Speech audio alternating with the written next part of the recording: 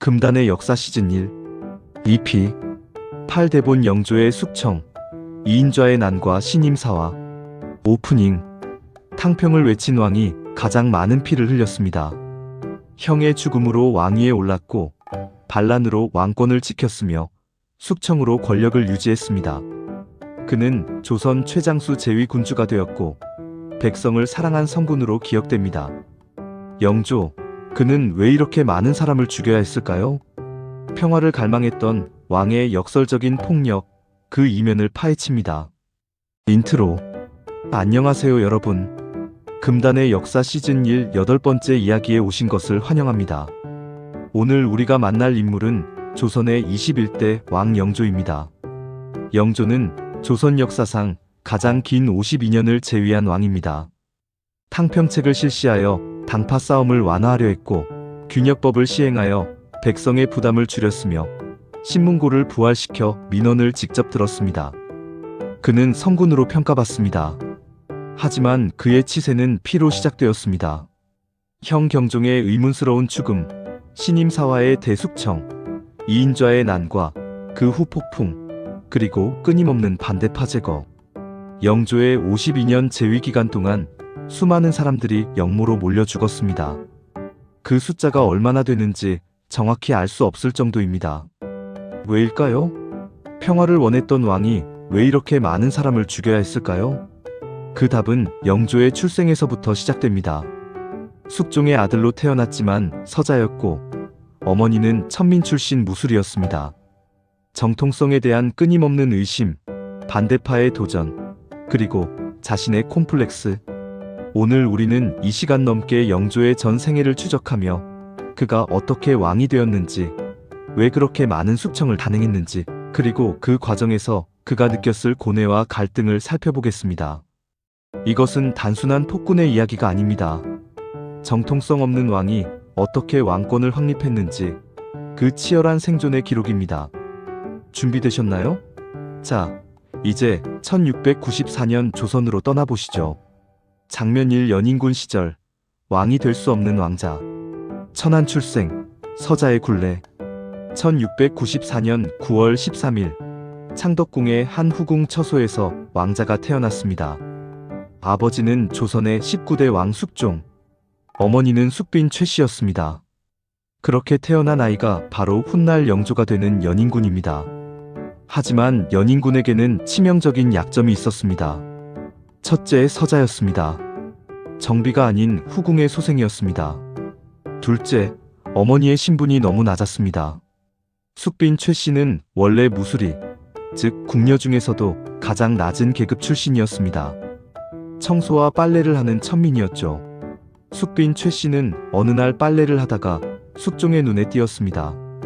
젊고 아름다웠던 그녀를 숙종이 총애하게 되었고 후궁의 지위까지 올랐습니다.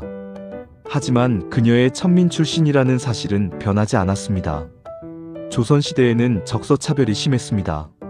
아무리 왕의 아들이라 해도 서자는 왕이 될 수 없다는 것이 불문율이었습니다. 더구나 어머니가 천민 출신이라는 것은 양반 사회에서 용납하기 힘든 일이었습니다. 연인군은 태어날 때부터 왕위와는 거리가 먼 존재였습니다. 궁궐 안에서도 그의 지위는 애매했습니다. 왕자이긴 했지만 가장 낮은 서열의 왕자였습니다. 어머니 숙빈 최씨의 사랑. 어린 연인군에게 위안이 된 것은 어머니의 사랑이었습니다.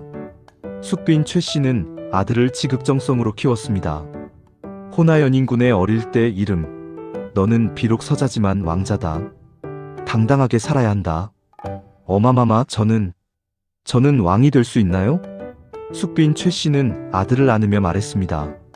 그것은 하늘의 뜻이다.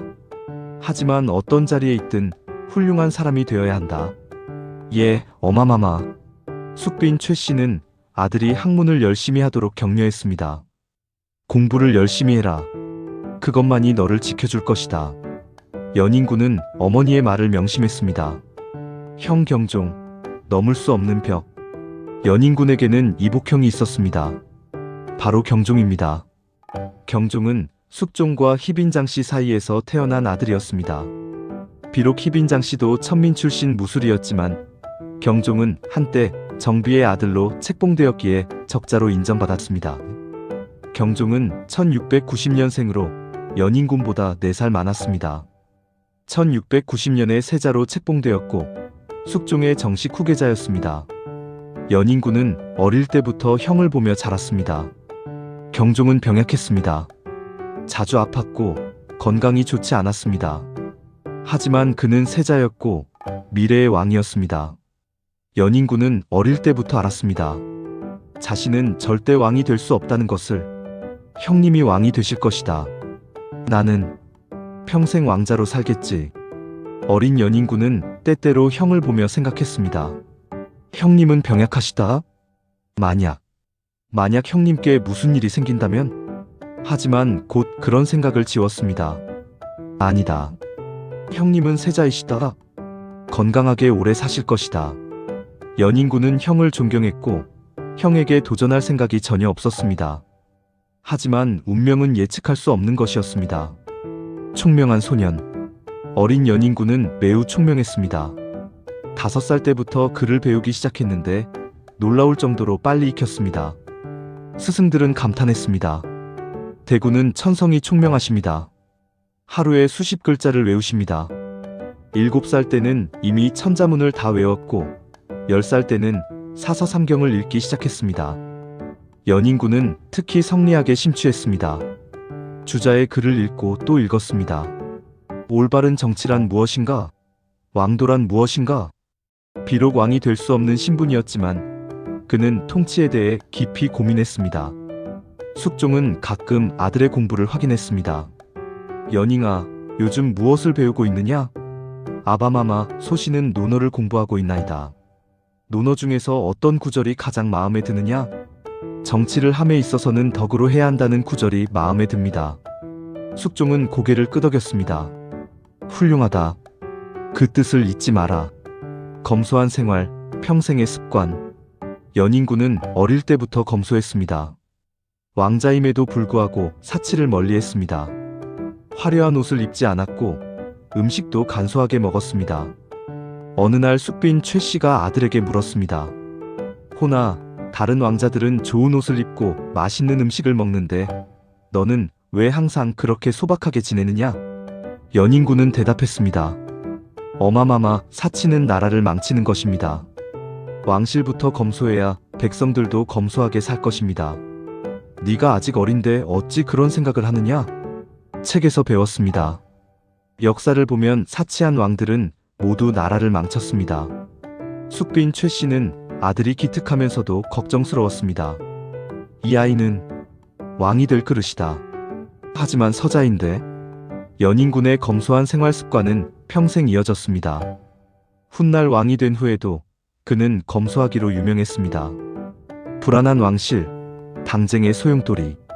연인군이 자라던 1700년대 초반, 조선 왕실은 극심한 당쟁에 휩싸여 있었습니다. 노론과 소론이 치열하게 대립했습니다. 노론은 송시열의 학통을 이은 세력으로 원칙주의자들이었습니다. 소론은 윤증의 학통을 이은 세력으로 현실주의자들이었습니다. 두 당파는 처음에는 학문적 차이로 갈라졌지만 점점 정치적 대립으로 발전했습니다. 그리고 그 대립의 중심에는 왕위계 습 문제가 있었습니다. 경종은 병약했습니다. 건강이 좋지 않았고 후사도 없었습니다. 만약 경종이 후사 없이 죽는다면 누가 왕위를 이을 것인가? 노론은 연인군을 지지했습니다. 연인군은 총명하고 건강하십니다. 학문도 깊으십니다. 훌륭한 왕이 되실 것입니다. 비록 서자이시지만 능력으로 보면 충분히 왕이 될 자격이 있으십니다. 소론은 강력히 반대했습니다. 안 됩니다. 연인군은 서자입니다. 게다가 어머니가 천민 출신입니다. 왕이 될 수 없습니다. 조선 건국 이래 서자가 왕이 된 적이 없습니다. 선례를 만들어서는 안 됩니다. 그렇다면 누가 왕이 되어야 한다는 것이요? 경종께서 양자를 들이시든지 아니면 다른 방법을 찾아야 합니다. 이런 논쟁 속에서 연인군은 조심스러웠습니다. 내가 왕이 되고 싶다고 말해서는 안 된다. 그것은 형님을 배신하는 것이다. 하지만 동시에 불안했습니다. 만약 형님이 돌아가시면 나는 어떻게 되는 것일까? 소론이 나를 제거하려 하지 않을까? 1720년 숙종의 마지막. 1720년 숙종의 건강이 나빠졌습니다. 제위 46년 60세의 나이로 숙종은 임종을 앞두고 있었습니다. 신하들은 숙종에게 후계 문제를 물었습니다. 전하, 만약의 경우를 대비하여 세제를 책봉하시는 것이 어떻겠습니까? 세제란 왕세자의 다음 후계자, 즉 왕세자가 후사 없이 죽을 경우를 대비한 예비 후계자를 뜻합니다. 경종은 이미 30세였지만 아들이 없었습니다. 앞으로도 아들을 낳을 가능성이 희박했습니다. 숙종은 고민했습니다. 노론 신하들은 강력히 주장했습니다. 연인군을 세제로 책봉하소서. 이는 국가의 안정을 위한 일입니다. 소론은 반대했습니다. 아직 이르옵니다. 경종께서 아들을 낳으실 수도 있습니다. 며칠간의 논쟁 끝에 숙종은 결정을 내렸습니다. 연인군을 세제로 삼는다. 이 결정은 노론의 승리였고 소론의 패배였습니다. 그리고 이것은 훗날 신임사화의 씨앗이 되었습니다. 1720년 6월 13일 숙종은 승하했습니다. 연인군은 아버지의 죽음 앞에서 통곡했습니다. 아바마마, 아바마마. 그리고 경종이 즉위했습니다. 연인군은 이제 세제, 즉 왕위 계승 서열 2위가 되었습니다. 하지만 이것이 축복일까요? 아니면 저주일까요? 구독자 여러분께 알립니다. 여러분, 잠시만 시간을 내어주세요. 영조의 파란만장한 이야기가 시작되었습니다. 좋아요 버튼을 눌러주시고 구독과 알림 설정까지 해주신다면 이 긴박한 역사 이야기를 끝까지 함께 하실 수 있습니다. 여러분의 작은 클릭이 큰 힘이 됩니다. 장면 2. 경종의 즉위와 세제 책봉, 권력의 중심으로. 경종의 즉위, 병약한 왕. 1720년 6월, 경종이 조선의 20대 왕으로 즉위했습니다. 그러나 경종은 처음부터 건강하지 못했습니다. 어릴 때부터 병치레가 잦았고 성인이 된 후에도 몸이 약했습니다. 즉위식 당일에도 경종은 얼굴이 창백했습니다. 의식 중간에 기침을 하기도 했습니다. 신하들은 걱정스러운 눈빛으로 새 왕을 바라보았습니다. 전하의 옥체가 염려스럽습니다. 경종 자신도 알고 있었습니다. 나는 오래 살지 못할 것이다. 아버지처럼 오래 재위하지 못할 것이다. 더구나 경종에게는 더 큰 고민이 있었습니다. 바로 후사 문제였습니다. 경종에게는 왕비가 있었습니다. 선의왕후 어씨였습니다. 하지만 슬프게도 아들이 없었습니다.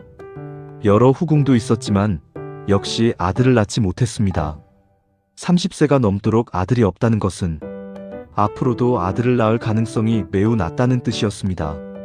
이것은 왕실의 큰 문제였습니다. 후계자가 없다는 것은 왕조의 불안정을 의미했습니다.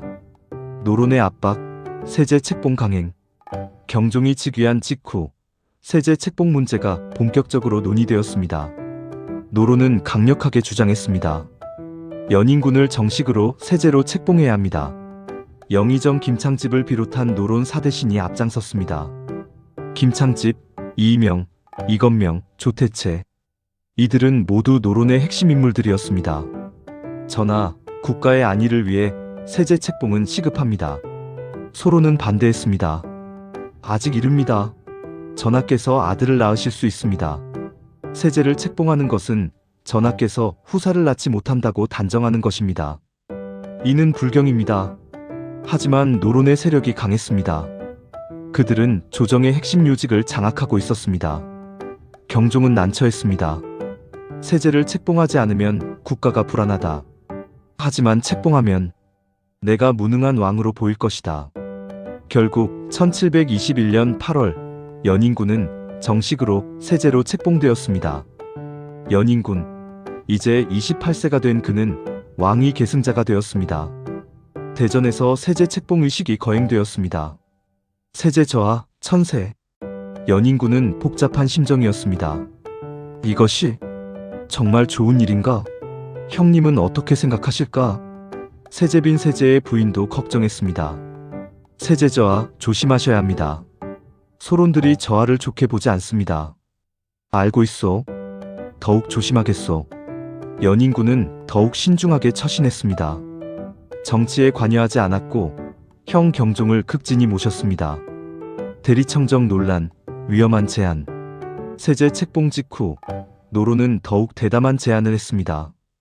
경종의 건강이 좋지 않으니 세제가 대리청정을 해야 한다.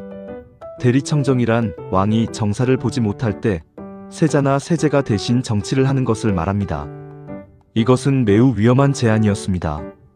경종은 살아있는데 세제가 정치를 한다? 이것은 사실상 경종을 무력화시키는 것이었습니다. 소론은 격렬히 반대했습니다. 이것은 반역이다. 살아계신 왕을 무시하고 세제에게 권력을 주겠다니. 전하께서는 병환이 있으실 뿐 정신은 멀쩡하시다. 대리청정이 왜 필요한가? 노론이 세제를 앞세워 권력을 장악하려는 음모다. 경종도 불쾌했습니다. 나를 무능한 왕으로 만들려는 것인가? 노론은 나를 인정하지 않는구나. 연인군은 가장 난처했습니다. 솔직히 그는 대리청정을 원하지 않았습니다. 그것은 형을 배신하는 것처럼 느껴졌습니다. 연인군은 경종을 찾아가 무릎을 꿇었습니다. 형님, 소신은 대리청정을 원하지 않습니다. 노론 신하들이 주장하는 것이지 소신의 뜻이 아닙니다. 경종은 동생을 보았습니다. 정말 그러하냐? 예, 형님. 소신은 형님을 존경하고 사랑합니다. 형님의 왕권을 침해할 생각이 전혀 없습니다. 경종은 동생의 진심을 느꼈습니다. 알겠다. 나는 너를 믿는다. 하지만 노론은 계속 압박했습니다. 세제저하, 이는 나라를 위한 일입니다. 사양하지 마소서. 결국 대리청정 논란은 몇 달 동안 조정을 양분시켰습니다. 소론의 반격, 목호룡 사건. 소론은 기회를 노리고 있었습니다. 1721년 목호룡이라는 무인이 상소를 올렸습니다. 노론이 역모를 꾀하고 있습니다. 상소의 내용은 충격적이었습니다. 노론 사대신은 경종을 폐위시키고 세제를 왕으로 만들려 합니다. 그들은 대리청정을 빌미로 권력을 장악하고 때가 되면 경종을 제거할 계획입니다. 이는 명백한 역모입니다. 소론은 이 기회를 놓치지 않았습니다. 목호룡의 상소가 옳습니다. 노론을 조사해야 합니다. 노론의 야욕이 드러났습니다. 그들을 처벌해야 합니다. 노론은 강력히 반박했습니다. 거짓입니다.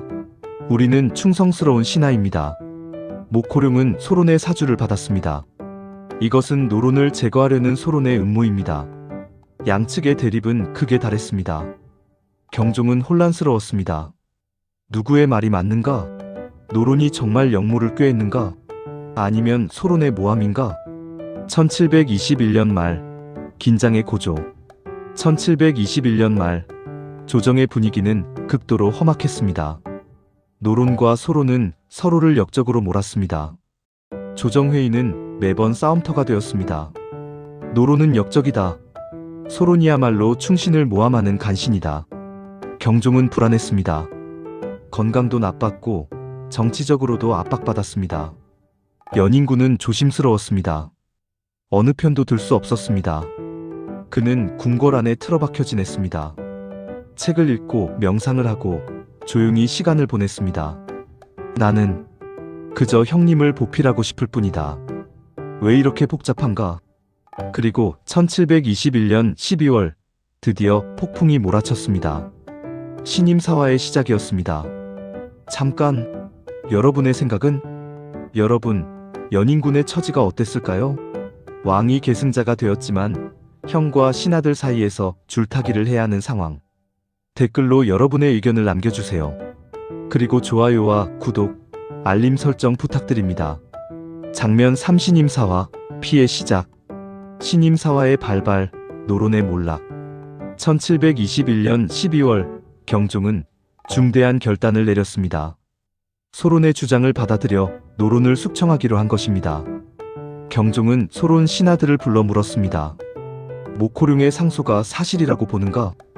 예, 전하. 노론의 음모가 명백합니다. 증거가 있는가? 대리청정을 그토록 강하게 주장한 것 자체가 증거입니다.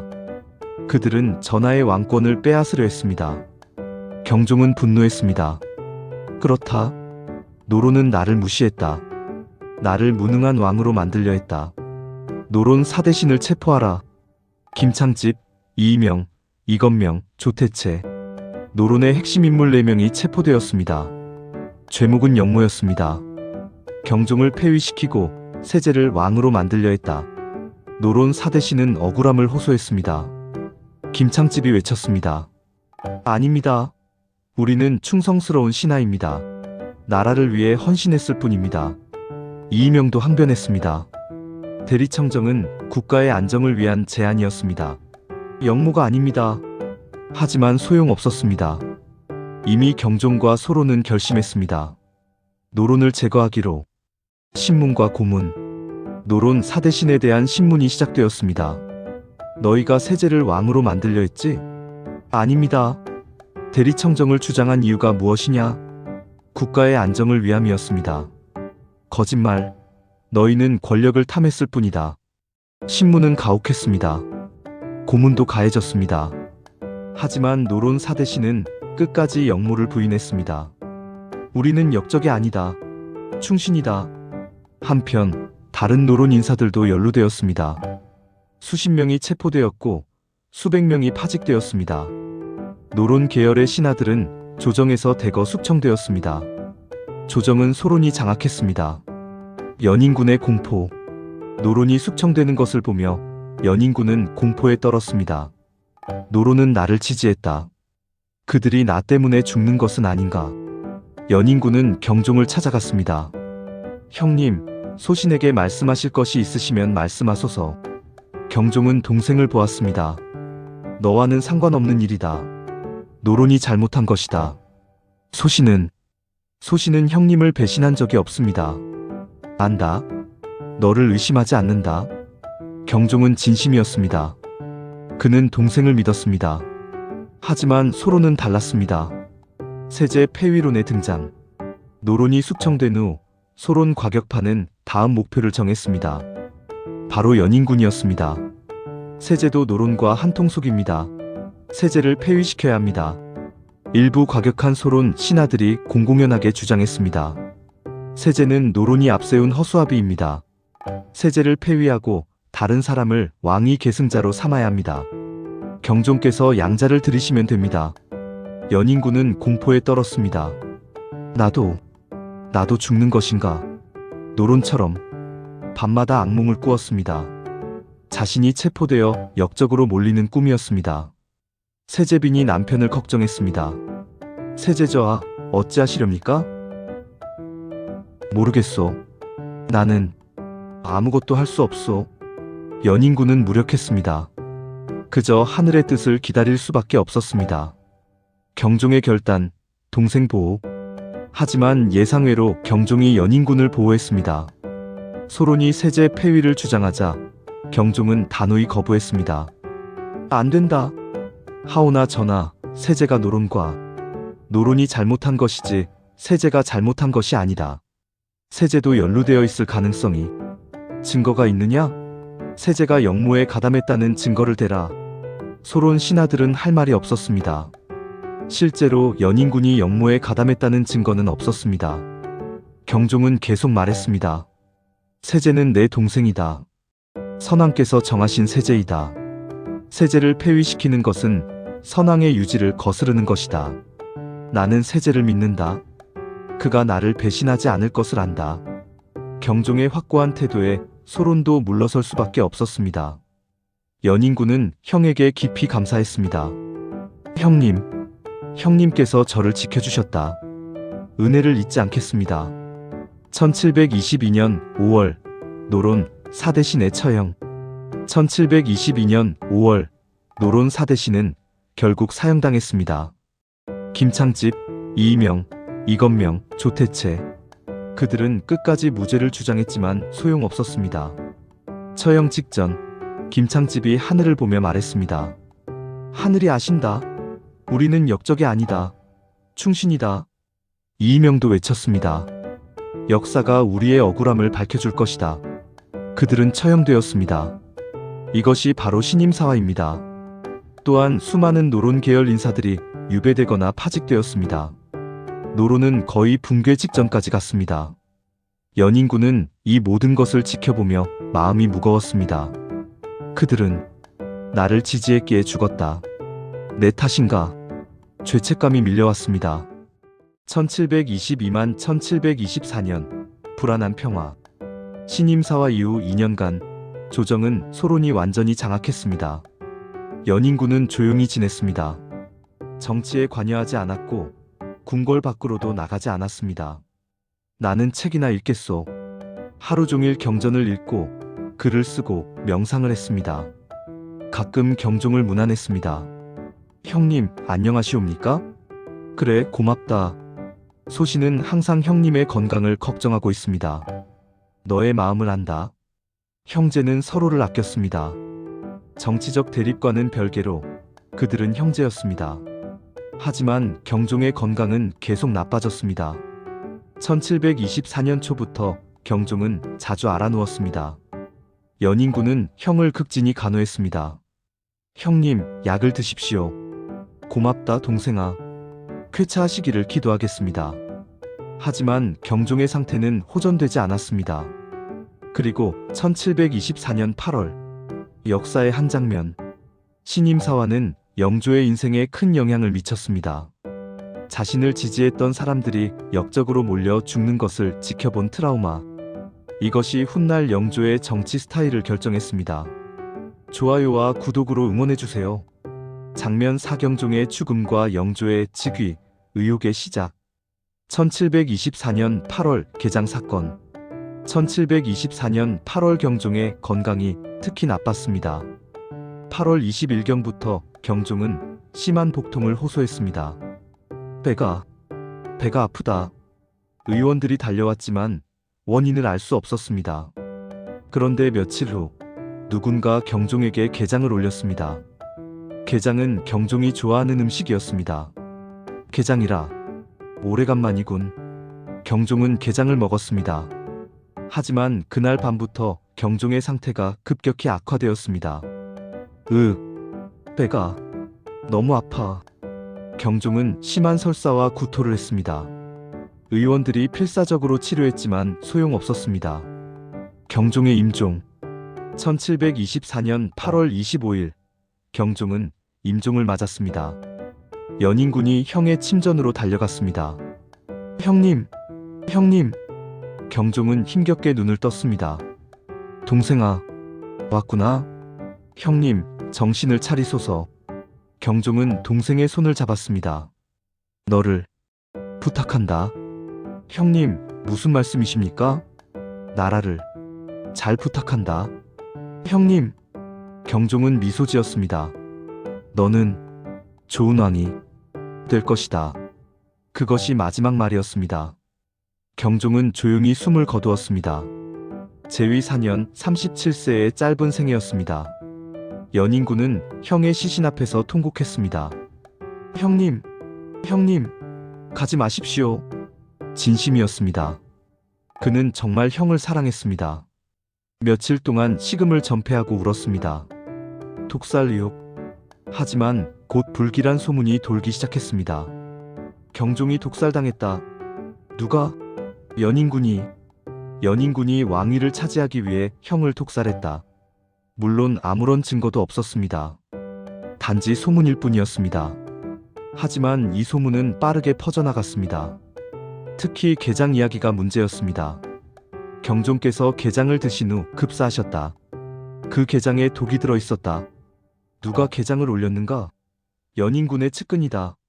실제로는 경종이 원래 건강이 나빴고 게장은 단지 우연이었을 가능성이 높습니다. 하지만 소문은 사실과 상관없이 퍼집니다. 연인군은 이 소문에 충격을 받았습니다.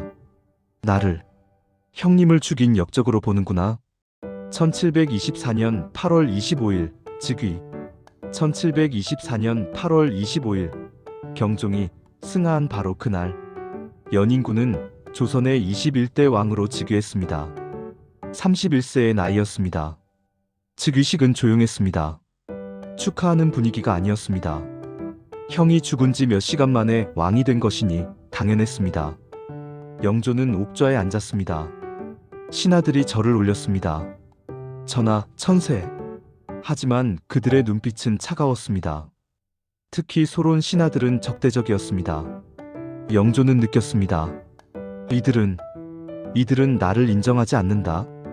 나를 경종을 독살한 역적으로 본다. 심지어 일부 신하들은 노골적으로 불만을 표시했습니다. 서자가 왕이 되다니. 천민의 아들이 왕좌에 앉았다. 영조는 이 모든 말을 들었습니다. 가슴이 찢어지는 것 같았습니다. 즉위교서 정당성 주장. 영조는 즉위교서를 발표했습니다. 짐은 선왕의 유지를 받들어 이 자리에 올랐다. 짐은 경종을 독살하지 않았다. 경종은 병으로 돌아가셨다. 짐은 형님을 사랑했고 존경했다. 결코 해칠 생각이 없었다. 짐이 왕이 된 것은 하늘의 뜻이다. 선왕께서 정하신 일이다. 영조는 자신의 정당성을 필사적으로 주장했습니다. 하지만 사람들은 완전히 믿지 않았습니다. 특히 소론은 영조를 적대시했습니다. 저자는 형을 죽이고 왕이 되었다. 역적이다. 이런 생각이 소론 사이에 퍼져 있었습니다. 노론의 복권, 정치적 기반 마련. 영조는 즉위 직후 중대한 결정을 내렸습니다. 신임사화로 죽은 노론 사대신의 명예를 회복시킨 것입니다. 노론 사대신은 억울하게 죽었다. 그들은 충신이었다. 그들의 명예를 회복한다. 또한 유배되었던 노론 인사들을 복권시켰습니다. 모두 돌아오라. 다시 조정에서 일하라. 이것은 정치적 계산이었습니다. 노론은 영조를 지지했습니다. 그들은 영조가 왕이 되는 데 기여했습니다. 반면 소론은 영조를 적대시했습니다. 심지어 세제 폐위를 주장했었습니다. 영조는 노론을 자신의 정치적 기반으로 삼을 필요가 있었습니다. 소론은 분노했습니다. 신임사화를 부정하는 것이냐? 노론이 다시 권력을 잡는 것을 용납할 수 없다. 하지만 영조는 단호했습니다. 이것은 정의를 바로잡는 것이다. 억울하게 죽은 자들의 명예를 회복하는 것이다. 탕평책 선언, 이상의 제시. 1724년 10월 영조는 공식적으로 탕평을 선언했습니다. 짐은 당파를 초월하여 공정하게 인재를 등용하겠다. 노론이든 소론이든 남인이든 북인이든 능력 있는 자를 쓰겠다. 당파 싸움은 나라를 망친다. 이제 탕평의 시대를 열겠다. 짐은 어느 당파에도 속하지 않는다. 짐은 오직 조선의 왕일 뿐이다. 신하들은 환호했습니다. 표면적으로는 성은이 망극하옵니다. 전하의 높으신 뜻에 감복하옵니다. 하지만 실제로는 회의적이었습니다. 탕평? 과연 가능한가? 결국 노론이 권력을 잡을 것이다. 영조는 노론의 지지로 왕이 되었다. 어찌 공정할 수 있겠는가? 영조의 탕평책은 이상적이었지만 현실은 달랐습니다. 1725만 1727년 불안정한 초기. 영조의 초기 재위 3년은 불안정했습니다. 노론과 소론이 계속 대립했습니다. 소론은 영조에게 계속 반발했습니다. 전하는 노론만 편애하십니다. 탕평을 말씀하시지만 실제로는 노론 중심 정치입니다. 영조는 억울했습니다. 아니다. 나는 공정하게 하고 있다. 하지만 객관적으로 보면 노론이 더 많은 요직을 차지한 것이 사실이었습니다. 영조는 고민했습니다. 탕평을 하고 싶지만 소론은 나를 믿지 않는다. 그들은 내가 경종을 독살했다고 생각한다. 어찌해야 하는가? 소론을 포용해야 하는가? 아니면 배제해야 하는가? 이런 고민 속에서 3년이 흘렀습니다. 그리고 1728년 영조의 왕권에 대한 가장 큰 도전이 찾아왔습니다. 바로 이인좌의 난이었습니다. 여러분의 참여가 필요합니다. 영조가 직면한 정통성 문제, 여러분은 어떻게 생각하시나요? 능력 있는 서자와 무능한 적자, 누가 왕이 되어야 할까요? 경종의 죽음은 정말 자연사였을까요? 좋아요와 구독으로 응원해주세요. 장면 5 이인좌의 난, 반란의 불길. 1728년 초, 반란의 조짐. 1728년 초, 조정에는 불길한 소문이 돌았습니다. 지방에서 이상한 움직임이 있다더라. 소론 과격파가 무엇인가 계획하고 있다는 소문이. 영조는 정보를 수집했습니다. 첩보기관을 통해 각 지방의 동향을 파악했습니다. 그리고 충격적인 사실을 알게 되었습니다. 소론 과격파와 남인 일부가 연합하여 반란을 계획하고 있다는 것입니다. 그들의 목표는 명확했습니다. 영조를 폐위시키고 밀풍군을 왕으로 옹립한다. 밀풍군은 숙종의 서자 중 한 명이었습니다. 즉 영조의 이복 동생이었습니다. 영조는 분노했습니다. 감히 반역을. 하지만 동시에 불안했습니다. 내 왕위가 이렇게 흔들리는구나. 사람들이 정말 나를 인정하지 않는구나. 이인좌, 반란의 주모자. 반란의 중심 인물은 이인좌였습니다. 이인좌는 1688년생으로 1728년 당시 40세였습니다. 소론 계열의 양반으로 무술에 뛰어났습니다. 병법에도 조예가 깊었습니다. 이인좌는 영조를 절대 인정할 수 없었습니다. 그의 생각은 이러했습니다. 경종을 독살한 역적이 왕좌에 앉아있다. 천민의 아들이 어찌 왕이 될 수 있는가? 신임사화로 충신들을 죽이고 역적 노론을 복권시켰다. 이것은 하늘이 용납할 수 없는 일이다. 우리가 정의를 바로 세워야 한다. 이인좌는 비밀리에 동지들을 모았습니다. 정의량, 박필몽, 신천영, 소론과 남인의 불만 세력이 모여들었습니다. 그들은 각 지방에서 군사를 모았습니다. 충청도, 전라도, 경상도, 각지에서 불만을 가진 양반들과 백성들이 모여들었습니다. 영조를 몰아내자. 밀풍군을 왕으로 모시자. 그 숫자가 수만 명에 달했습니다. 1728년 3월 15일 반란 발발. 1728년 3월 15일 새벽 이인좌는 드디어 군사를 일으켰습니다. 목표는 청주성이었습니다. 청주는 전략적 요충지였습니다. 청주성을 점령한다. 반란군은 청주성을 기습했습니다. 청주관군은 준비가 되어 있지 않았습니다. 순식간에 무너졌습니다. 청주성이 함락되었습니다. 이인좌는 청주성에서 선언했습니다. 우리는 역적 영조를 폐위시키고 정통성 있는 밀풍군을 왕으로 옹립한다. 영조는 경종을 독살한 역적이다. 우리는 정의의 군대다. 반란군은 청주를 거점으로 삼고 북상을 준비했습니다. 목표는 한양이었습니다. 한양의 충격. 소식이 한양에 전해진 것은 그날 오후였습니다. 파발마가 황급히 달려와 보고했습니다. 전하, 대형무도한 일이 발생했나이다. 무슨 일이냐? 이인좌가 반란을 일으켰나이다. 청주성이 함락되었나이다. 영조는 충격을 받았습니다. 무엇이라고? 반란군이 수만 명이라 하며 북상하고 있다고 합니다. 영조는 즉시 긴급회의를 소집했습니다.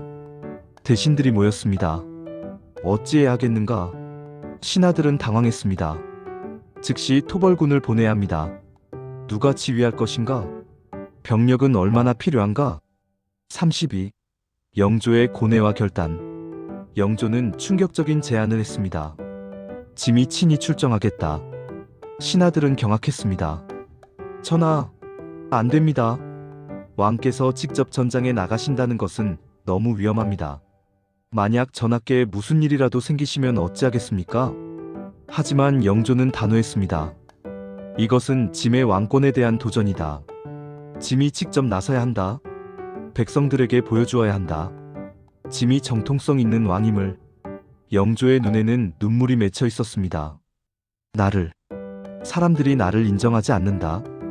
반란을 일으킬 정도로 내가 직접 나가서 진압해야 한다. 그래야 왕권이 확립된다. 하지만 신하들의 만류는 계속되었습니다. 결국 영조는 출정하지 않기로 했습니다. 대신 오명항을 총사령관으로 임명했습니다. 오명항, 그대가 반란을 진압하라. 명을 받들겠나이다. 영조는 오명항의 손을 잡았습니다. 부탁한다. 반드시 진압해야 한다. 염려 마소서 전하. 반드시 성공하겠나이다. 토벌군의 출동. 오명항은 즉시 군사를 모았습니다. 한양의 금이영, 훈련도감, 어영청 모든 군대를 동원했습니다. 약 2만 명의 토벌군이 편성되었습니다. 오명항은 군사들에게 연설했습니다. 장병들이여, 역적 이인좌가 반란을 일으켰다. 그들은 정통성 있는 전하를 부정하고 있다. 우리가 반란을 진압하고 나라를 지켜야 한다. 전하를 위해, 조선을 위해 출정한다. 와! 토벌군은 의기양양했습니다. 3월 17일 토벌군은 한양을 출발했습니다. 영조는 성문에서 그들을 배웅했습니다. 승리하고 돌아오라. 명을 받들겠나이다. 안성 전투, 운명의 대결. 토벌군과 반란군은 안성에서 맞붙었습니다. 이것이 바로 역사적인 안성 전투입니다. 1728년 3월 21일 양군이 대치했습니다. 반란군은 약 4만 명, 토벌군은 약 2만 명이었습니다. 숫자로는 반란군이 우세했습니다. 하지만 토벌군은 정예였고 훈련이 잘 되어 있었습니다. 오명왕은 전략을 세웠습니다. 반란군은 숫자는 많지만 훈련이 부족하다. 정면 승부를 피하고 측면을 공격한다. 전투가 시작되었습니다. 반란군이 먼저 돌격했습니다. 영조를 몰아내자. 앞으로. 이인좌는 선봉에 서서 군사들을 독려했습니다. 용감하게 싸워라. 정의는 우리 편이다. 하지만 토벌군도 만만치 않았습니다. 오명왕은 침착하게 대응했습니다. 중앙은 방어하고 양익은 포위하라. 치열한 전투가 벌어졌습니다. 반란의 실패. 전투는 하루 종일 계속되었습니다. 처음에는 반란군이 우세한 것처럼 보였습니다. 하지만 시간이 지나면서 토벌군의 전략이 먹혀들었습니다. 오명왕의 기병대가 반란군의 측면을 공격했습니다. 반란군의 진영이 흔들렸습니다. 후퇴하지 마라. 버텨라. 이인좌가 외쳤지만 소용없었습니다. 결국 해가 지자 반란군이 무너지기 시작했습니다. 도망쳐라. 살려줘. 반란군은 패주했습니다. 이인좌는 끝까지 싸웠지만 결국 체포되었습니다. 안성 전투는 토벌군의 승리로 끝났습니다. 전쟁의 끝. 안성 전투의 승리 소식이 한양에 전해졌습니다. 전하, 대첩이 옵니다. 토벌군이 승리했나이다.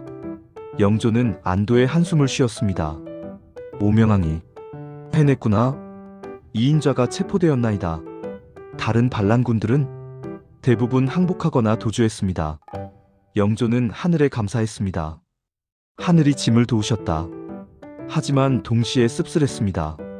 반란이 일어났다는 것 자체가 내가 인정받지 못한다는 뜻이다. 이인좌의 최후. 체포된 이인좌는 한양으로 압송되었습니다. 영조 앞에 끌려왔습니다. 영조는 이인좌를 내려다보았습니다. 이인좌, 네가 감히 영모를 꾸미다니. 이인좌는 고개를 들어 영조를 똑바로 쳐다보았습니다. 나는 역적이 아니다. 정의를 실현하려 했을 뿐이다. 무슨 정의? 경종을 독살한 네가 왕이 된 것이 부당하다. 짐은 경종을 독살하지 않았다. 그것은 거짓이다. 거짓? 누가 믿겠는가? 경종께서 게장을 드신 직후 급사하셨다. 그것은 우연이다. 우연? 너무나 교묘한 우연이로다. 영조는 분노했습니다. 네가 무슨 증거가 있느냐? 짐이 독살했다는 증거를 대라. 이인좌는 웃었습니다. 증거가 필요한가? 모든 백성이 안다. 네가 형을 죽이고 왕이 되었다는 것을. 영조는 할 말이 없었습니다. 증명할 방법이 없었기 때문입니다. 결국 이인좌는 사형 선고를 받았습니다. 처형 직전 이인좌는 마지막으로 말했습니다. 역사가 진실을 밝힐 것이다. 네가 형을 죽이고 왕이 되었다는 것을. 너는 영원히 정통성 없는 왕으로 기억될 것이다. 이인좌는 처형되었습니다. 하지만 그의 마지막 말은 영조의 마음에 깊은 상처를 남겼습니다. 영조는 며칠 동안 침전에 틀어박혀 나오지 않았습니다. 정통성 없는 왕. 그렇다. 나는 정통성 없는 왕이다. 역사적 평가. 이인좌의 나는 영조에게 큰 트라우마를 남겼습니다. 반란은 진압되었지만 영조의 정통성 문제는 해결되지 않았습니다. 오히려 더 깊어졌죠. 여러분은 이인좌를 어떻게 평가하시나요? 역적인가? 아니면 정의를 추구한 사람인가? 좋아요와 구독 부탁드립니다. 장면 6 반란 진압과 대규모 숙청, 피해 보복, 반란 관련자 대대적 체포. 이인좌의 난이 진압된 후 영조는 대대적인 숙청을 시작했습니다. 반란에 직접 가담한 사람들은 물론이고 관련되었다고 의심되는 사람들까지 모두 처벌하기로 했습니다. 반란의 뿌리를 완전히 뽑아야 한다. 영조의 명령이 떨어지자 전국 각지에서 체포가 시작되었습니다. 수백 명이 체포되었습니다. 이인자와 함께 모의했다. 반란군에 가담했다. 반란을 알고도 신고하지 않았다. 반란군에게 식량을 제공했다. 다양한 죄목으로 사람들이 잡혀갔습니다. 체포된 사람들은 한양으로 압송되었습니다. 왕명을 받아 죄인을 다스리는 기관 의금부의 감옥은 죄수들로 가득 찼습니다. 잔혹한 신문과 고문, 체포된 사람들에 대한 신문이 시작되었습니다. 영조는 직접 신문 과정을 지휘했습니다. 철저히 조사하라. 배후 세력을 모두 밝혀내라. 신문은 가혹했습니다. 다른 공모자가 누구냐? 누가 배후에서 지시했느냐? 밀풍군과는 어떤 관계냐? 죄수들은 처음에는 부인했습니다. 저는 모릅니다. 억울합니다. 하지만 고문이 시작되자 상황이 달라졌습니다. 조선시대의 고문은 여러 종류가 있었습니다.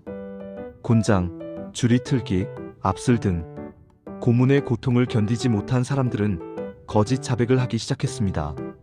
제가 했습니다. 아무개가 저를 사주했습니다. 아무개도 관련되어 있습니다. 고문으로 받아낸 자백이 또 다른 체포로 이어졌습니다. 악순환이었습니다. 처음에는 수백 명이었던 관련자가 조사가 진행되면서 수천 명으로 불어났습니다. 밀풍군의 비극, 무고한 왕자. 반란군이 옹립하려 했던 밀풍군은 어떻게 되었을까요? 밀풍군은 1720년생으로 1728년 당시 겨우 8살이었습니다. 어린아이가 무슨 반란을 계획할 수 있었겠습니까? 사실 밀풍군은 반란을 전혀 몰랐습니다. 이인좌가 일방적으로 그의 이름을 내세운 것이었습니다. 밀풍군은 체포되어 영조 앞에 끌려왔습니다. 어린 밀풍군은 무서워서 울고 있었습니다. 형님, 저는 아무것도 모릅니다. 영조는 어린 동생을 보았습니다. 이 아이는 정말 무죄다.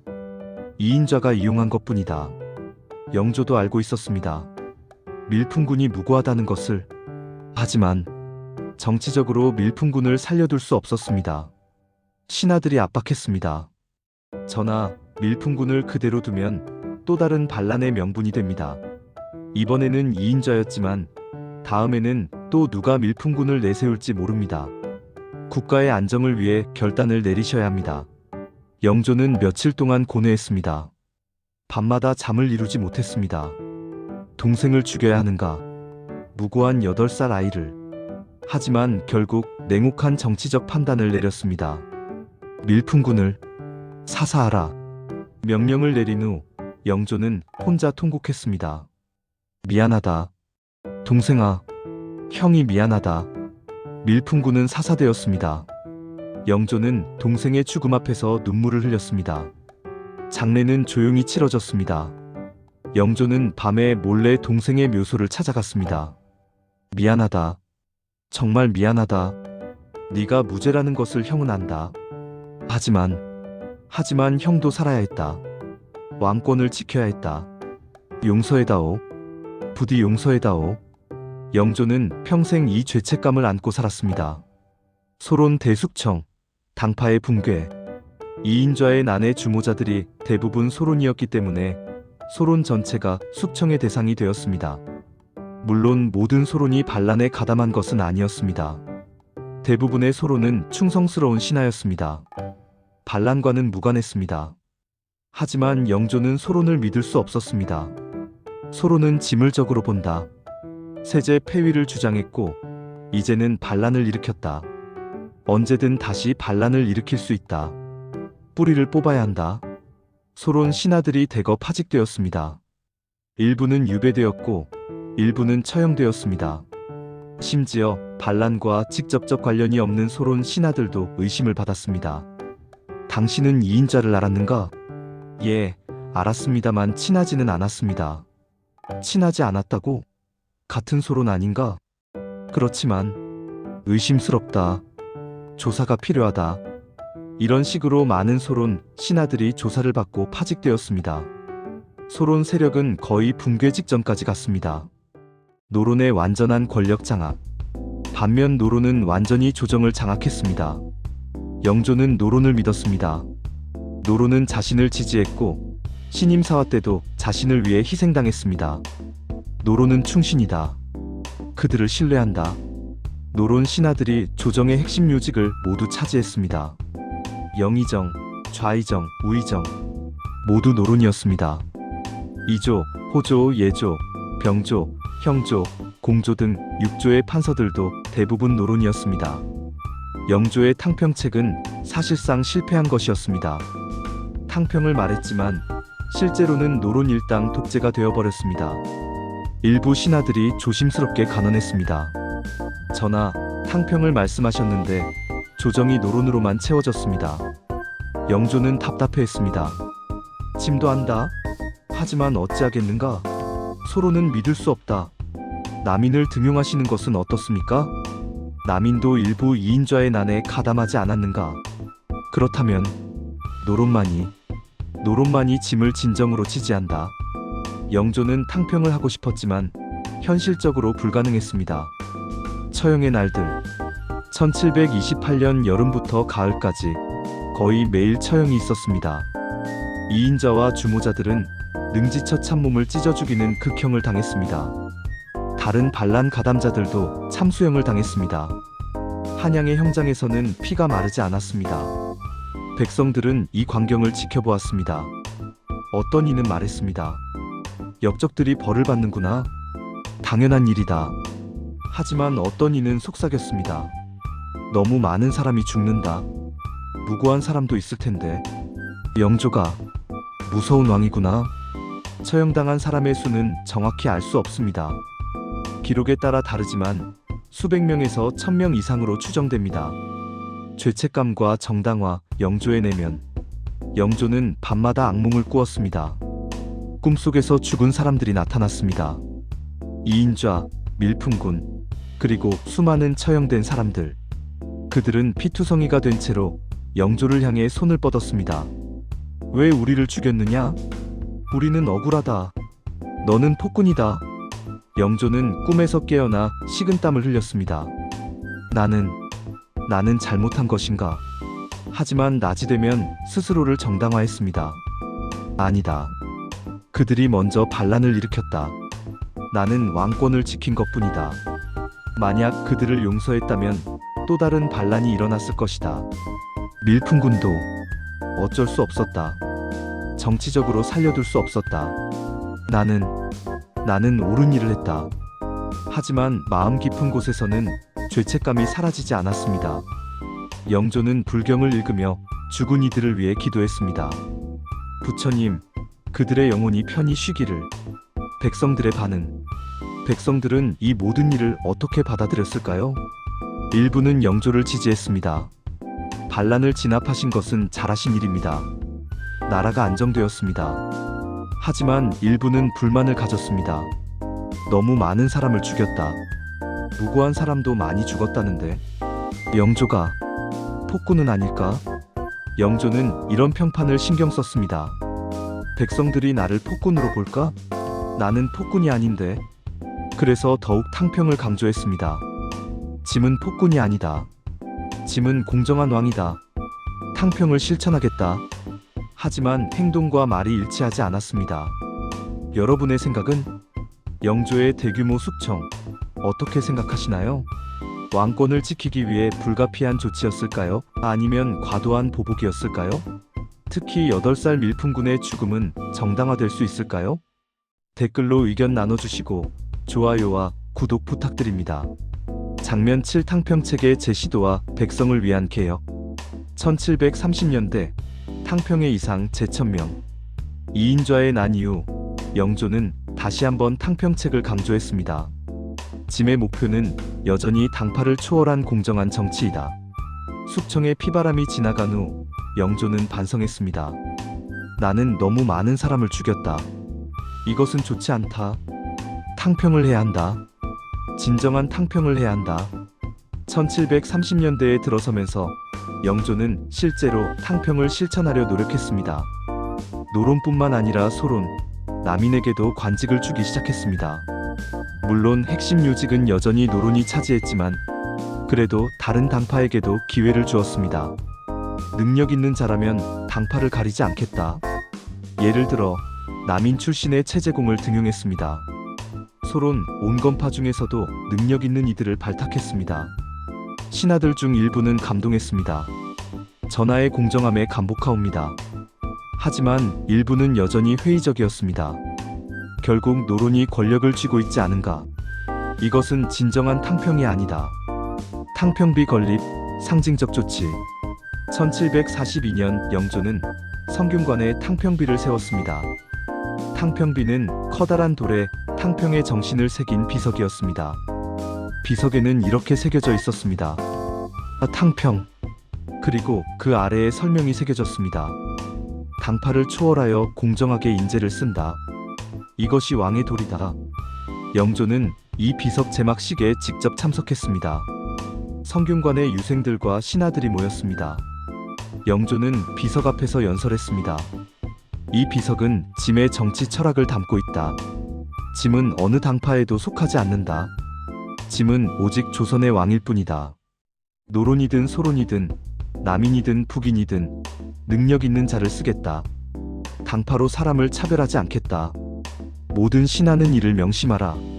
신하들은 절을 올렸습니다. 성은이 망극하옵니다. 하지만 실제로 당파 갈등이 사라진 것은 아니었습니다. 표면적으로는 탕평을 말했지만 속으로는 여전히 당파 싸움이 계속되었습니다. 영조는 좌절했습니다.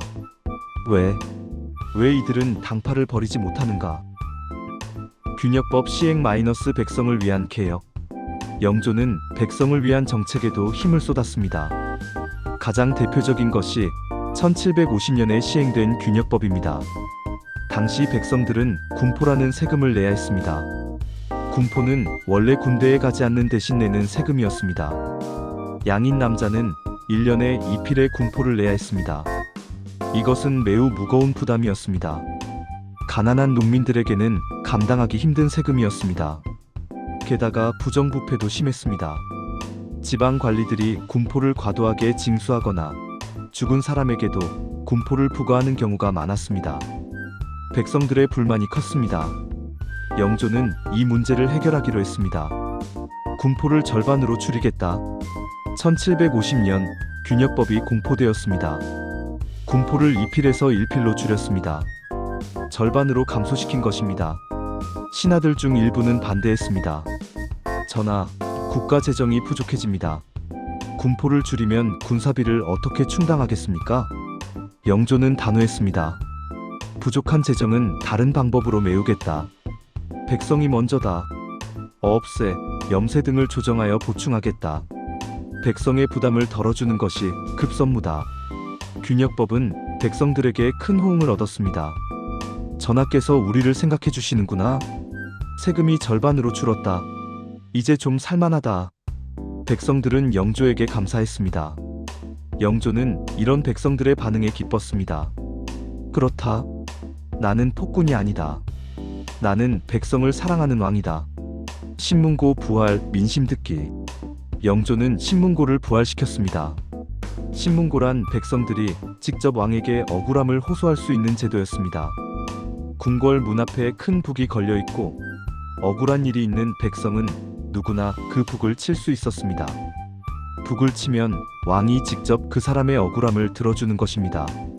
누구든 억울한 일이 있으면 신문고를 치라. 짐이 직접 들어주겠다. 처음에는 백성들이 믿지 않았습니다. 정말 왕이 우리 말을 들어주실까? 신문고를 쳤다가 오히려 벌을 받는 것은 아닐까? 하지만 영조는 진심이었습니다. 실제로 한 농부가 신문고를 쳤습니다. 전하, 소인의 억울함을 들어주소서. 영조는 직접 나와 그를 만났습니다. 무슨 일인가? 지방관리가 세금을 부당하게 징수했나이다. 이미 낸 세금을 또 내라고 합니다.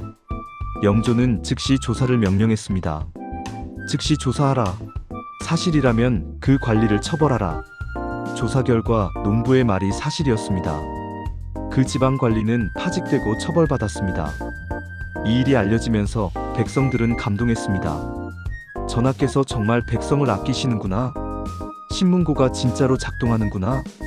이후 신문고를 치는 백성들이 늘어났습니다. 영조는 가능한 한만이 직접 만났습니다. 때로는 하루에 여러 건의 신문고 사건을 처리했습니다. 신하들이 걱정했습니다. 전하, 너무 무리하십니다. 옥체를 돌보소서. 아니다. 백성의 소리를 듣는 것이 왕의 의무다. 영조의 이런 모습은 백성들에게 깊은 인상을 남겼습니다. 법전 정비, 속대전 편찬. 영조는 법을 중시했습니다. 나라는 법으로 다스려야 한다. 기존의 법전인 경국대전은 조선 초기에 만들어진 것으로 이미 200년이 지나 현실과 맞지 않는 부분이 많았습니다. 영조는 법전을 정비하기로 했습니다. 1746년 속대전 편찬 작업이 시작되었습니다. 수많은 학자들이 동원되었습니다. 기존 법률을 검토하고 새로운 법률을 추가하고 시대에 맞지 않는 법률을 수정했습니다. 10년의 작업 끝에 1755년 속대전이 완성되었습니다. 속대전은 조선의 법체계를 근대화하는 중요한 작업이었습니다. 영조는 속대전 완성을 기념하여 선포식을 열었습니다. 이제 조선은 더욱 명확한 법으로 다스려질 것이다. 법 앞에서 모두가 평등하다. 양반이든 상민이든 법을 어기면 처벌받는다. 이것은 혁명적인 선언이었습니다. 문화진흥 - 동국문헌비고 편찬. 영조는 학문과 문화도 장려했습니다. 왕이 된 후에도 끊임없이 공부했습니다. 왕은 백성의 스승이어야 한다. 먼저 배워야 한다. 영조는 경연왕의 공부 모임을 자주 열었습니다. 80세가 넘어서도 경연을 계속했습니다. 신하들이 놀랐습니다. 전하, 연세가 많으신데도 학문을 게을리하지 않으시니 감복하옵니다. 배움에는 나이가 없다. 영조는 또한 대규모 편찬 사업을 추진했습니다. 동국문헌비고는 조선의 역사, 문화, 제도를 총정리한 백과사전 같은 책이었습니다. 1770년에 완성된 이 책은 100권이 넘는 방대한 분량이었습니다. 조선의 모든 것이 담겨 있었습니다. 역사, 지리, 제도, 문화, 과학, 예술. 영조는 이 책의 완성을 보며 뿌듯해했습니다. 이것이 짐이 후세에 남기는 유산이다. 경제 발전과 상업 장려. 영조는 경제 발전에도 힘썼습니다. 상공업을 장려했습니다. 상인들이 활동해야 경제가 살아난다. 기존의 조선은 농업 중심 사회였고 상업은 천시되었습니다. 하지만 영조는 달랐습니다. 상업도 중요하다. 상인도 나라에 기여한다. 한양과 지방 도시의 시장이 발달했습니다. 상인들의 활동이 활발해졌습니다. 청나라, 일본과의 무역도 장려했습니다. 경제가 활성화되면서 백성들의 생활 수준도 향상되었습니다. 농업 기술도 발전했습니다. 영조는 새로운 농법을 장려했습니다. 이양법 모내기 전국적으로 보급되었습니다. 이양법은 기존의 직파법보다 수확량이 많았습니다. 백성이 잘 먹고 잘 살아야 나라가 안정된다. 영조의 노력 덕분에 18세기 중반 조선의 경제는 비교적 안정되었습니다. 물론 완벽하지는 않았지만 백성들의 삶은 이전보다 많이 나아졌습니다. 역사의 교훈. 영조의 탕평책은 완전히 성공하지는 못했지만 그 시도 자체는 의미가 있었습니다. 또한 균역법, 신문고, 법전 정비 등 백성을 위한 정책들은 실제로 효과가 있었습니다. 여러분은 영조의 개혁을 어떻게 평가하시나요? 좋아요와 구독 부탁드립니다. 장면 8 영조의 내면, 정통성 콤플렉스와 고뇌. 평생의 콤플렉스, 출생의 한.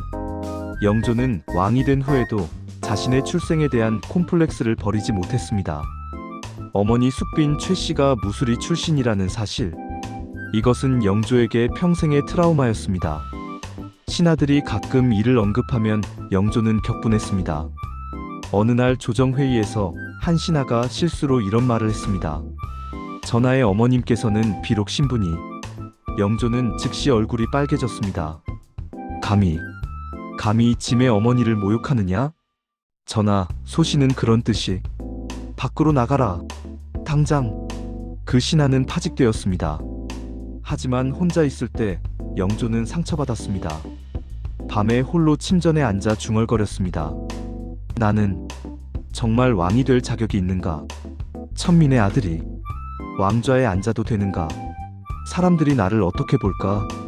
정통성 없는 왕으로 볼까? 이 의문은 평생 그를 괴롭혔습니다.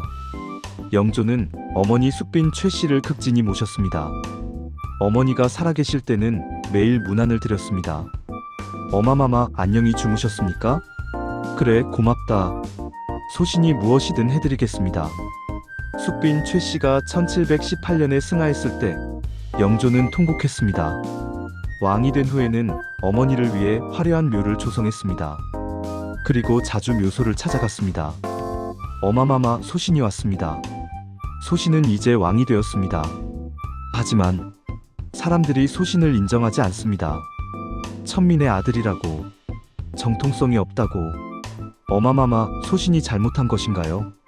경종 독살 의혹, 벗을 수 없는 누명. 경종 독살 의혹도 영조를 평생 괴롭혔습니다. 영조는 수없이 부인했습니다. 조정회의에서, 상소에서, 교서에서. 짐은 형님을 독살하지 않았다. 형님은 병으로 돌아가셨다. 짐은 형님을 사랑했다. 하지만 사람들은 계속 의심했습니다. 특히 반대파들은 이 의혹을 정치적으로 이용했습니다. 경종을 독살한 자가 왕이 되었다. 영조는 이런 말을 들을 때마다 분노와 슬픔을 동시에 느꼈습니다. 짐은 정말로 형님을 사랑했다. 형님께서 짐을 보호해 주셨다. 개장은 우연이었다. 증거를 대라. 짐이 독살했다는 증거를 대라. 하지만 의혹은 증거로 해결되는 것이 아니었습니다. 한번 생긴 의심은 쉽게 사라지지 않았습니다. 영조는 매년 경종의 기일이 되면 제사를 극진히 지냈습니다. 다른 왕들의 제사보다 훨씬 더 정성을 들였습니다. 형님, 동생이 왔습니다. 형님, 동생은 형님을 독살하지 않았습니다. 제발 믿어주십시오. 눈물을 흘리며 제사를 지냈습니다. 의리와 명분 강조, 보상심리. 이런 콤플렉스 때문에 영조는 유독 의리와 명분을 강조했습니다. 짐은 정통성 있는 왕이다. 짐은 의리 있는 왕이다. 짐은 명분을 중시하는 왕이다. 영조는 끊임없이 자신의 정당성을 주장했습니다. 이것은 일종의 보상심리였습니다. 자신이 정통성이 부족하다고 느꼈기 때문에 더욱 정통성을 강조한 것입니다. 영조는 유교 윤리를 매우 엄격하게 지켰습니다. 효충예, 이런 덕목들을 강조하고 실천했습니다. 왕이 먼저 모범을 보여야 한다. 부모에 대한 효도를 강조했습니다. 매년 부모의 제사를 정성껏 지냈습니다. 신하들에 대한 예의도 중시했습니다. 나이 많은 신하에게는 존대했습니다. 이런 영조의 모습을 보며 신하들은 감동하기도 했지만 동시에 불편해하기도 했습니다. 전하께서 왜 이렇게 의리와 명분을 강조하시는가? 혹시 스스로 정통성이 부족하다고 느끼시는 것은 아닐까? 신하들은 영조의 내면을 어렴풋이 알아차렸습니다. 과도한 반응, 영모 사건들. 영조는 영모에 대해 과도하게 반응했습니다. 작은 불만도 영모로 몰았고 의심스러운 사람은 가차없이 처벌했습니다. 영모는 용서할 수 없다. 실제로 영조 재위 기간 동안 수많은 영모 사건이 있었습니다. 1728년 이인좌의 난 외에도 1755년 나주 괴서 사건 나주에 벽보가 붙었는데 영조를 비난하는 내용이었습니다. 범인을 찾아 처벌했습니다. 1758년 나주 벽서 사건 또다시 나주에 영조를 비난하는 벽보가 붙었습니다. 대대적인 수사가 진행되었습니다. 1762년 임술밀란 일부 지역에서 밀란이 일어났는데 영조는 이를 영모로 규정했습니다. 그리고 이런 사건이 일어날 때마다 대규모 숙청이 뒤따랐습니다. 어떤 역사학자는 말합니다. 영조 시대의 영모 사건 중 상당수는 실제 영모가 아니었다. 영조의 불안감이 만들어낸 것이다. 작은 불만이나 비판도 영모로 확대 해석되었다. 영조는 너무 불안했습니다. 왕권이 흔들릴까봐 두려웠습니다. 정통성 없는 자신이 언제 쫓겨날지 모른다는 공포. 그래서 조금이라도 위협적인 요소는 미리 제거했습니다. 사도세자와의 비극적 관계. 영조의 불안과 콤플렉스는 아들 사도세자와의 관계에도 치명적인 영향을 미쳤습니다. 사도세자는 영조의 둘째 아들이었습니다. 장남 효장세자는 일찍 죽었습니다. 1735년 태어난 사도세자는 영조의 기대를 한몸에 받았습니다. 영조는 사도세자에게 과도한 기대를 걸었습니다. 너는 완벽해야 한다. 너는 아버지의 부족함을 채워야 한다. 너는 서자의 아들이 아니라 정통 왕세자다. 그러니 더욱 훌륭해야 한다. 하지만 사도세자는 그 기대를 감당할 수 없었습니다. 영조의 기대는 너무 컸고 질책은 너무 가혹했습니다. 사도세자가 조금이라도 실수하면 영조는 크게 화를 냈습니다. 이것도 못하느냐? 너는 세자다. 네가 이렇게 무능하면 어찌 왕이 되겠느냐? 너는 나를 실망시킨다. 어린 사도세자는 두려움에 떨었습니다. 부자관계는 점점 악화되었습니다. 사도세자는 점점 정신적으로 무너져갔습니다. 공포증, 강박증, 우울증, 여러 정신질환이 나타났습니다. 영조는 이를 이해하지 못했습니다. 왜 이렇게 약한가? 정신을 차려라. 그리고 1762년 영조는 결국 사도세자를 뒤주에 가두어 죽게 했습니다. 이것은 영조 인생의 가장 큰 비극이었습니다. 사도세자가 죽은 후 영조는 평생 후회했습니다. 내가 아들을 죽였다. 내 콤플렉스가, 내 불안이 아들을 죽인 것이다. 밤마다 사도세자의 환영을 보았습니다. 아버지, 왜 저를 죽였습니까? 영조는 통곡했습니다. 미안하다. 아들아, 미안하다. 잠깐 생각해봅시다. 영조의 콤플렉스가 그의 정치와 삶에 얼마나 큰 영향을 미쳤는지 보셨나요? 자신감 없는 지도자, 트라우마에 시달리는 권력자가 얼마나 위험한지, 그리고 그 피해가 가족에게까지 미치는 비극. 댓글로 여러분의 의견을 나눠주세요. 좋아요와 구독도 잊지 마세요. 장면 9. 영조의 업적과 만년. 장수와 건강. 83세까지의 삶. 영조는 매우 장수했습니다. 1694년 태어나 1776년까지 무려 83세까지 살았습니다. 당시로서는 경이적인 나이였습니다. 평균 수명이 40-50세였던 시대에 83세는 거의 기적이었습니다. 영조의 장수 비결은 무엇이었을까요? 첫째, 검소한 생활이었습니다. 사치하지 않았고 음식도 간소하게 먹었습니다. 화려한 음식은 몸에 해롭다. 간소한 음식이 건강에 좋다. 영조는 평생 검소하게 먹었습니다. 둘째, 규칙적인 생활이었습니다. 일찍 자고 일찍 일어났습니다.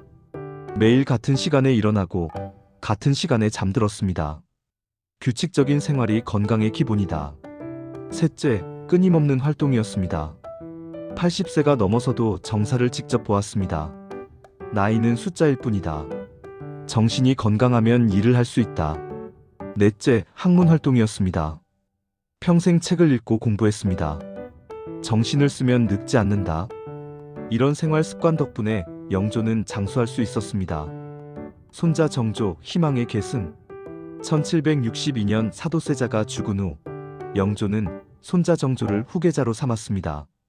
정조는 1752년생으로 사도세자의 아들이었습니다. 영조는 손자를 매우 아꼈습니다. 아들 사도세자에게 했던 실수를 반복하지 않으려 노력했습니다. 정조야, 할아버지가 너를 아낀다. 예, 할아버님. 너는 아버지보다 더 훌륭한 왕이 될 것이다. 할아버님의 가르침을 따르겠나이다. 영조는 정조에게 많은 것을 가르쳤습니다. 학문, 정치, 그리고 인생의 지혜. 왕은 백성을 사랑해야 한다. 이것을 잊지 마라. 명심하겠나이다. 당파를 초월해야 한다. 탕평을 실천해야 한다. 예, 할아버님. 그리고 아버지를 원망하지 마라. 할아버지가 잘못한 것이다. 영조의 눈에 눈물이 맺혔습니다. 할아버님. 정조는 할아버지를 안아드렸습니다. 영조는 정조에게 희망을 걸었습니다. 내가 이루지 못한 탕평을 정조가 완성하기를. 내가 만든 상처를 정조가 치유하기를. 1770년대 노년의 영조. 1770년대 영조는 이미 70대 후반이었습니다. 하지만 여전히 정사를 직접 보았습니다. 신하들이 걱정했습니다. 전하, 이제 정조에게 대리청정을 맡기시는 것이 어떻습니까? 아니다. 짐은 아직 건강하다. 직접 하겠다. 영조는 대리청정을 거부했습니다. 아마도 과거 자신이 세제였을 때 대리청정 논란이 있었던 기억 때문이었을 것입니다. 대리청정은 좋지 않다. 왕과 세자 사이를 갈라놓는다. 하지만 체력은 점점 떨어졌습니다. 걷기가 힘들어졌고 눈도 침침해졌습니다. 그래도 영조는 멈추지 않았습니다. 매일 경연에 참석했고 신하들을 만났고 정사를 보았습니다. 왕은 죽는 날까지 왕이다. 일을 해야 한다. 회고와 반성. 노년의 영조는 자신의 인생을 돌아보았습니다. 혼자 있을 때 과거를 회상했습니다. 나는 어떤 왕이었는가? 좋은 왕이었는가? 나쁜 왕이었는가? 긍정적인 것들이 떠올랐습니다. 균역법으로 백성의 부담을 줄인 것, 신문고로 백성의 목소리를 들은 것, 법전을 정비한 것, 문화를 발전시킨 것, 52년이라는 긴 세월 동안 나라를 안정시킨 것. 이것들은 잘한 일이다. 하지만 동시에 부정적인 것들도 떠올랐습니다. 이인좌의 난 이후 대숙청, 밀풍군을 죽인 것, 수많은 영모 사건과 처형, 그리고 사도세자. 이것들은 내 평생의 죄다. 특히 사도세자. 내 아들을 내가 죽였다. 영조는 눈물을 흘렸습니다. 마지막 소원. 영조의 마지막 소원은 무엇이었을까요? 정조에게 말했습니다. 정조야, 할아버지의 마지막 부탁이다. 말씀하소서 할아버님. 탕평을 완성해다오. 할아버지가 이루지 못한 탕평을 명심하겠나이다. 당파 싸움을 끝내다오. 노론, 소론, 남인, 북인 모두를 포용해다오. 그리하겠나이다. 그리고 너의 아버지를, 사도세자를 명예회복시켜다오. 할아버님, 할아버지가 죽인 너의 아버지를. 부디, 부디. 영조는 울었습니다. 정조도 울었습니다. 할아버님, 그리하겠나이다. 역사를 함께 생각합시다. 영조의 치세는 빛과 그림자가 공존했습니다. 많은 업적을 남겼지만 동시에 많은 비극도 만들었죠. 여러분은 영조를 어떻게 평가하시나요? 좋아요와 구독으로 응원해주세요. 장면 10. 영조의 최후와 역사적 유산. 1776년 3월 왕의 임종. 1776년 3월 초 영조의 건강이 급격히 나빠졌습니다. 83세의 노령이었습니다. 더 이상 버틸 수 없었습니다. 침상에서 일어나지 못했습니다. 의원들이 밤낮으로 간호했지만 회복의 기미가 보이지 않았습니다. 정조가 할아버지의 침전을 지켰습니다. 할아버님, 정신을 차리소서. 영조는 힘겹게 눈을 떴습니다. 정조야, 왔구나. 예, 할아버님. 항상 곁에 있겠나이다. 고맙다. 효자로구나. 영조는 정조의 손을 잡았습니다.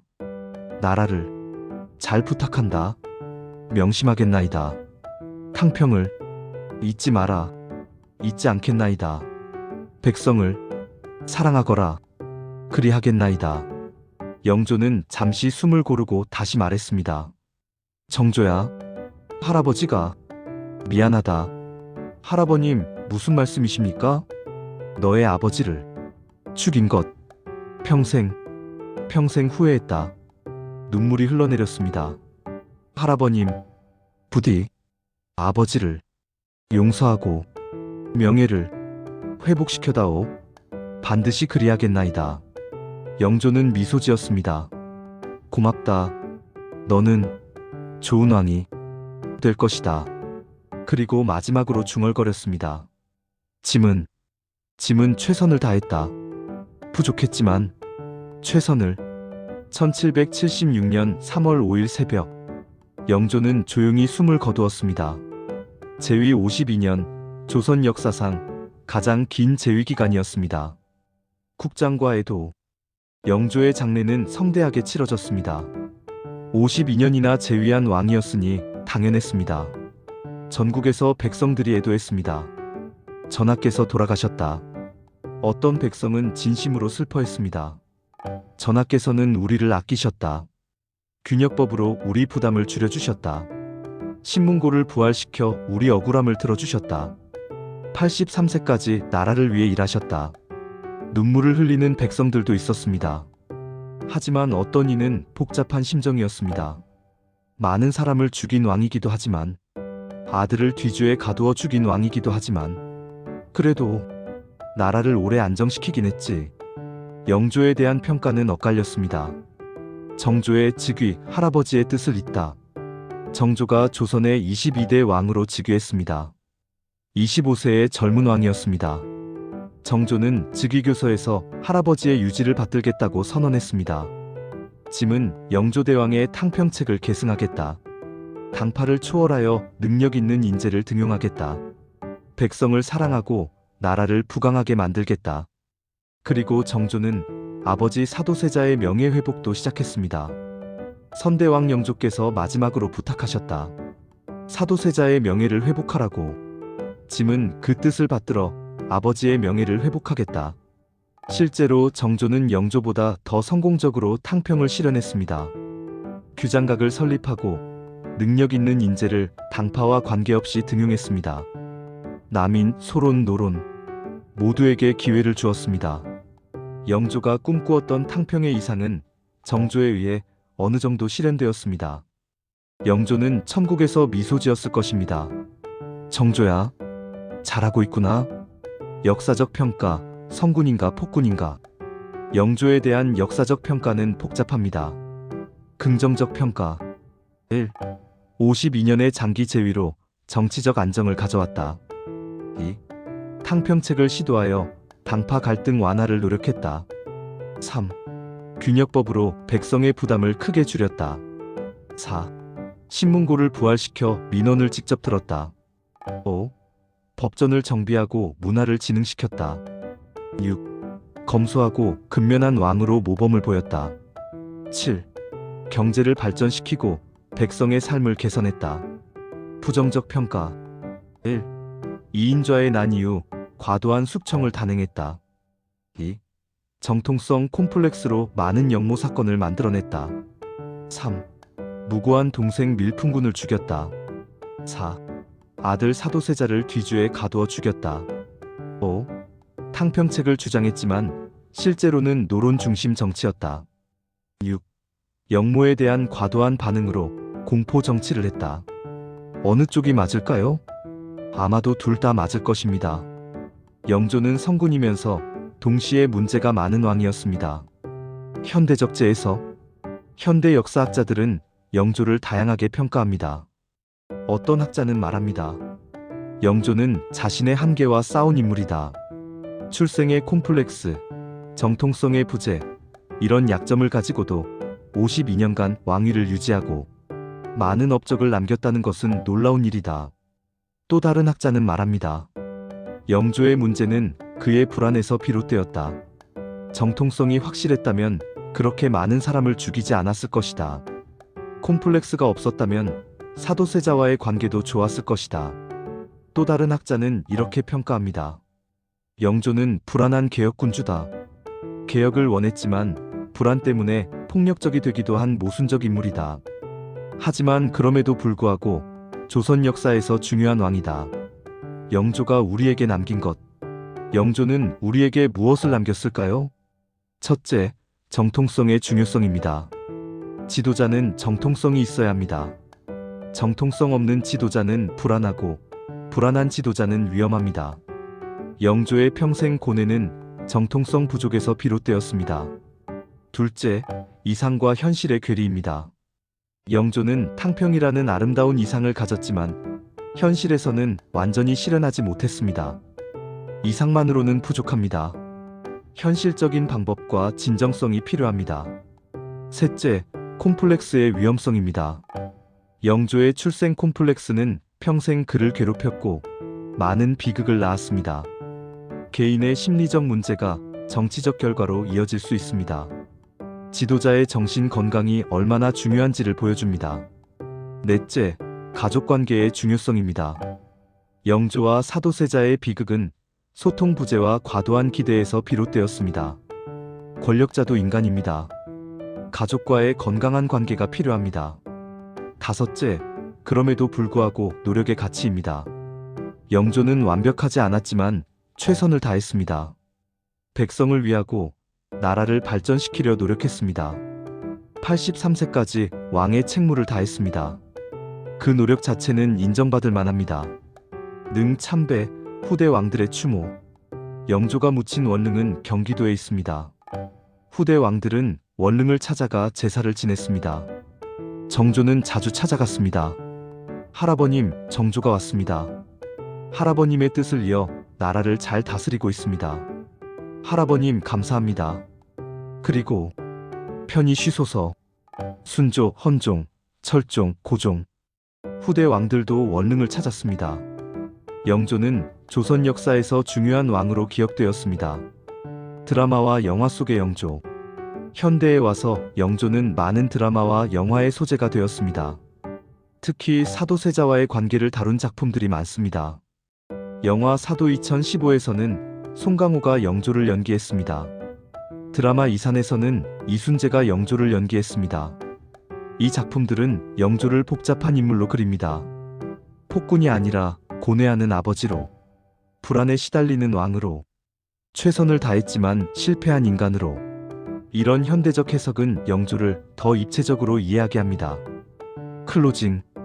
여러분, 오늘 우리는 영조의 파란만장한 83년의 삶을 함께 살펴보았습니다. 서자로 태어나 왕이 될 수 없다고 여겨졌던 왕자. 형의 죽음으로 왕위에 올랐지만 평생 정통성 의혹에 시달렸던 왕.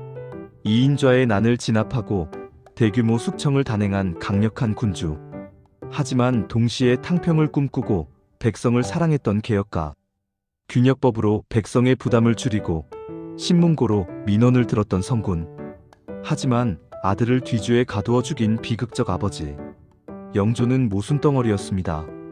평화를 원했지만 많은 피를 흘렸고, 탕평을 주장했지만 완전히 실현하지 못했고, 백성을 사랑했지만 가족에게는 잔인했습니다.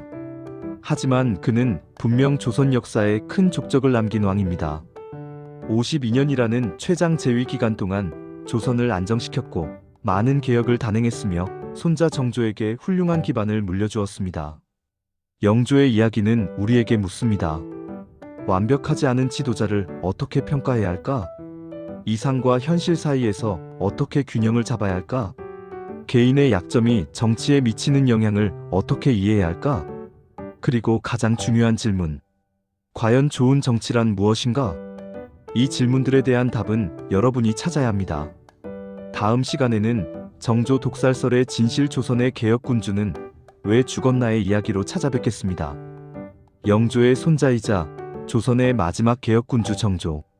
그의 갑작스러운 죽음에 숨겨진 비밀을 파헤칩니다. 지금까지 금단의 역사였습니다. 좋아요, 구독, 알림 설정으로 함께 해주세요. 여러분의 관심이 더 좋은 역사 콘텐츠를 만듭니다. 감사합니다. ENDCARD. 다음 에피소드 예고.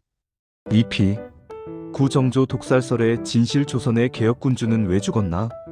개혁의 시대를 열었던 정조. 규장각을 세우고 수원 화성을 건설하고 탕평을 완성했습니다. 하지만 49세의 한창 나이에 갑자기 죽었습니다. 독살? 병사? 아니면 다른 이유? 등에 난 종기가 정말 사인이었을까? 200년 넘게 풀리지 않는 미스터리. 정조의 죽음을 추적합니다. 다음 화에 공개됩니다. 구독과 알림 설정하고 놓치지 마세요.